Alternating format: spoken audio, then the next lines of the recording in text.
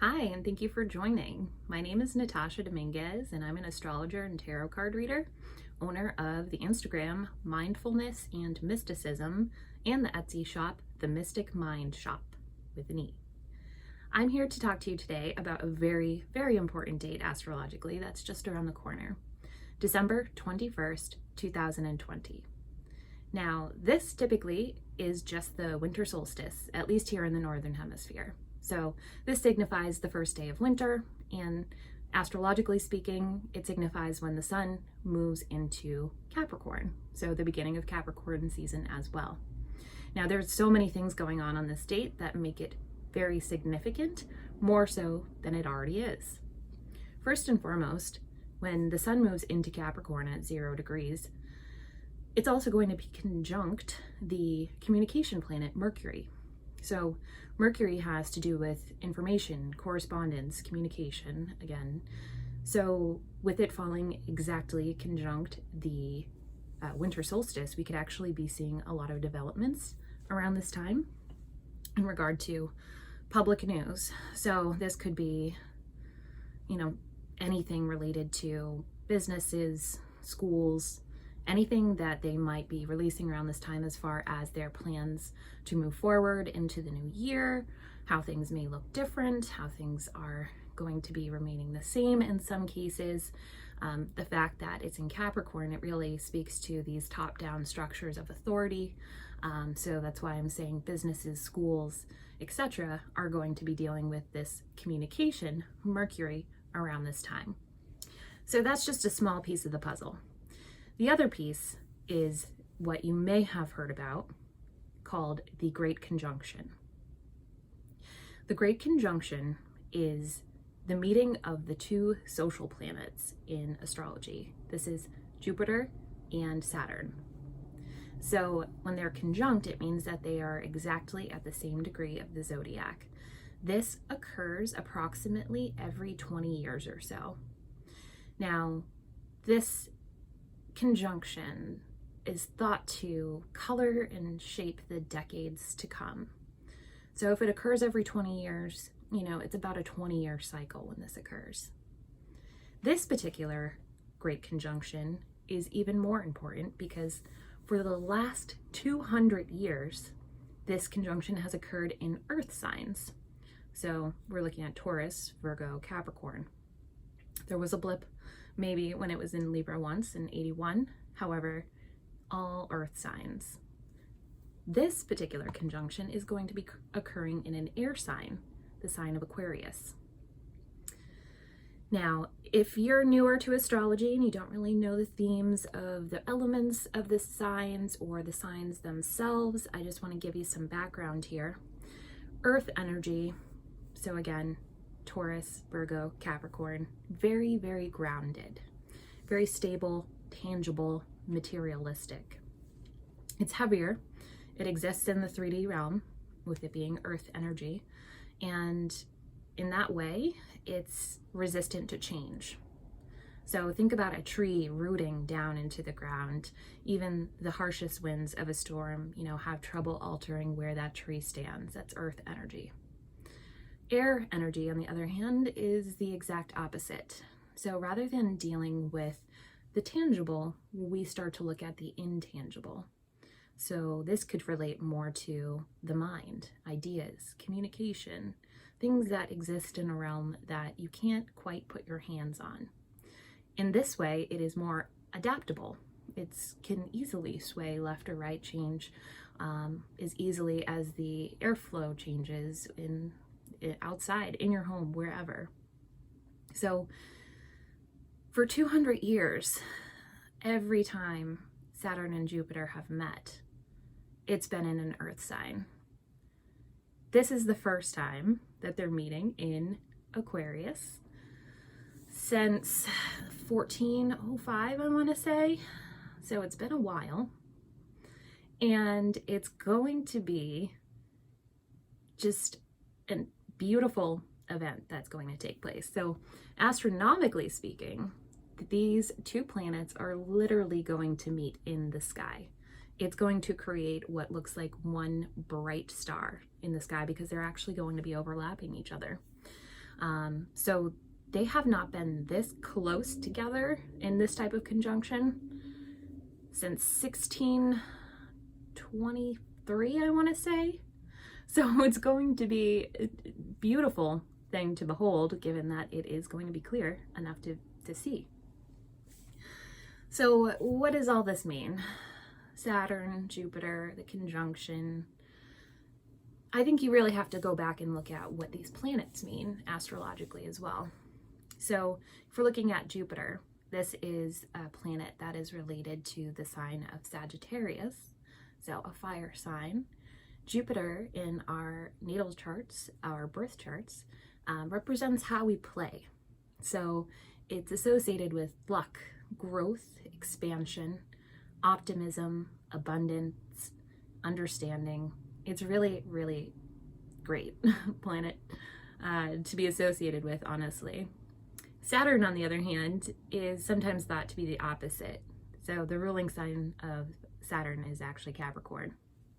So this planet is more associated with how we work. So it could be more related to themes of structure, law, restriction, discipline, responsibility, obligation, ambition. Capricorns are very hardworking. So when these two planets meet, it's like they're having this conversation. They're getting realigned, they're adjusting, and they're really getting ready to color and shape the couple decades ahead. Societal changes could be seen in the coming decades. Culture, how we view our work, how we view our play. These things are going to be a lot more focused on those airier themes that I've mentioned. So again, airier themes being more related to the intellect and ideas, technology, especially with this being in Aquarius. So Aquarius is an air sign, of course. Aquarius energy is eccentric, imaginative, open-minded. It is considered to be one of the most inventive and high-tech signs of the zodiac. So we could see a lot more developments in technology, especially related to maybe lasers or airwaves or light or sound technology, things that we haven't quite seen just yet because, again, imaginative, inventive, that airy energy that comes to mind. On the other hand, Aquarius is also one of the most humanistic signs, which is a relief in my opinion. So there's going to be a larger focus on the need to build and be a part of a community.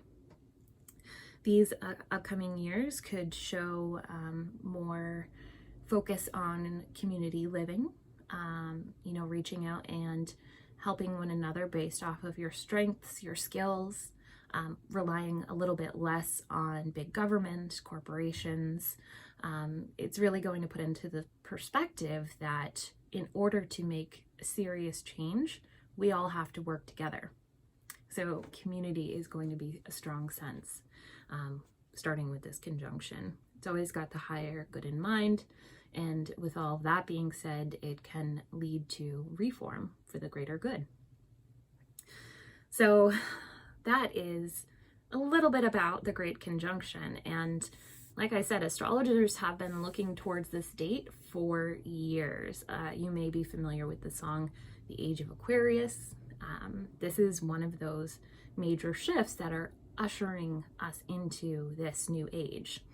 It probably won't become complete until later on when Pluto finally makes its transition into Aquarius, which I believe is going to be about 2024. So we've definitely got some work to do. But this is the beginning of a new 200-year cycle. So from here on out, this great conjunction between Jupiter and Saturn every 20 or so years is more or less going to be occurring in air signs. This is going to be such a change for everything that we have seen in our lifetimes. And for anybody who's listening to this video now, I mean, it's assumed that we won't make it to see the end of this 200-year cycle, but we're here to see the beginning. And change can sometimes be hard, as we all know. We are all feeling it this year. with all these themes in mind, I mean, we've already kind of started in this direction. So if you're looking at like all of the remote work, all of the remote schooling, even remote exercise that we've experienced in the year 2020, like it's always existed, but it's really been pushed to the forefront this year, and we're almost forced to communicate in these new ways. And I wouldn't be surprised if this continues on in the decades to come, or if we see more of it. Automated processes at, you know, the store, taking less of that like human element out of simple tasks that could be automated. There's going to be a lot more focus on self-serve and digital focus in general. This is all nothing new to us at this point, but I don't think that anybody should know or think that we would be going back to the way things were, quote, before. This is the beginning of a new cycle again. So what are some of the challenges that are going to be coming up with this, this new phase, this new cycle? With this type of almost group mentality, this focus on community living and whatnot, it might be more necessary to keep yourself authentic and honest and true to yourself and who you are. It'll probably be a lot easier to feel like you need to change yourself in order to follow the flow of the group, in order to feel accepted. It will be easier to ignore the belief of others, and because you are, you know, focusing more so on this digital communication perhaps, or because there is such a high need to focus on community thought rather than individual. But the cool thing about Aquarius is that Aquarius is also known for honoring that individual spark, that unique, eccentric, inventive thought ability. So at the same time, while we're going to have such a larger focus on community, or we should have that focus, it's recommended to not lose yourself in that service to the community or to others, and remember who you are. Take the time you need to yourself to keep that spark going. Otherwise, we may be, you know, working to create a new society, a new culture based off of the ideas of just a select few rather than of the collective as a group. We have to learn how to kind of navigate this new balance. We have 200 years to figure it out. This is going to be the beginning of this. We won't see the end of it, but these are things that could come up as we get deeper and deeper into the cycle. So it's just something to keep thinking about right now and moving forward, and hopefully we can instill that in our lives moving forward.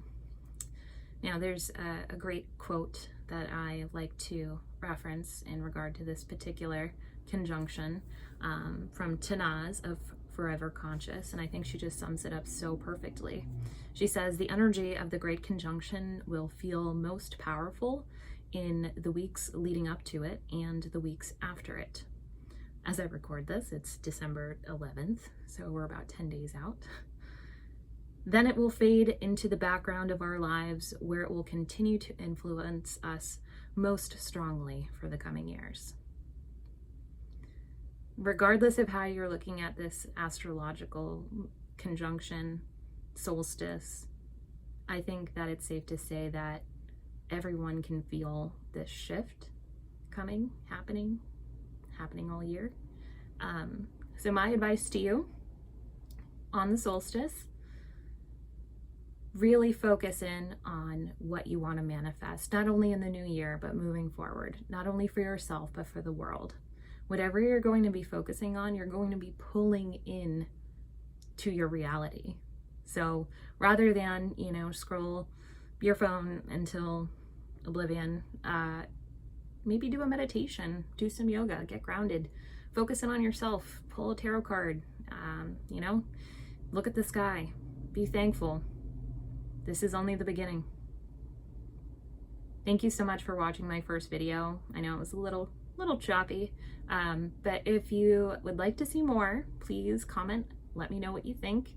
You can always hit that subscribe button and the bell to be notified if and when I post again. But I feel really passionately about this topic, and I figured I gotta share it somehow. It's, you know, it's important information, and I hope that you all have a wonderful solstice. Thank you.